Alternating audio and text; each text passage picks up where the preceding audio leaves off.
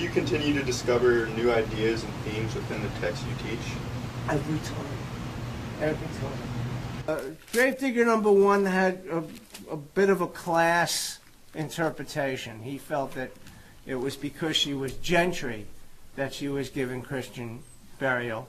Don't go in there and say, I think I'll read the Gravedigger scene, maybe something will come up. I have a program about wanting to link up the Gravedigger's wordplay with Hamlet's wordplay, and then look at the way Shakespeare deploys a whole discourse about class. Where you had the truth on it, if this had not been a gentlewoman, she would have been buried out of Christian burial. So, okay, the coroner says Ophelia gets Christian burial, but, says the second Gravedigger, let's face it, if she had been one of us, she would have been buried at a crossroads and sent to hell. When I'm in class, I'm reading it out loud. There's no particular and that I'm you're hearing looking it. for. Well, there's a particular in that I know I have points. But my point here is that we've got in the middle of this tragedy about kings and queens and princes, we've got these two guys that dig graves. And they're getting their spotlight on the stage, and they're talking about class and society and its organization in a way that's both familiar to people of their class and serious and analytic.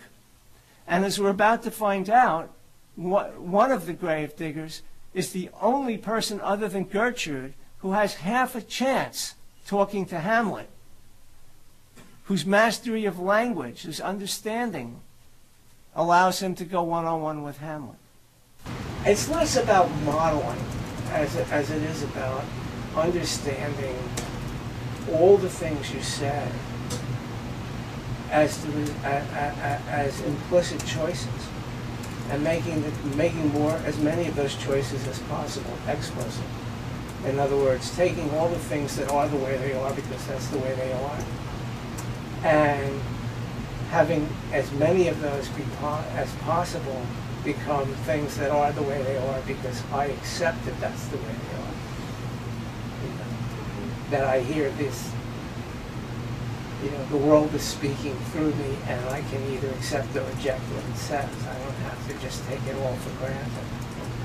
It's all about language. It's all about what language can do to you, as opposed to what you can do with language.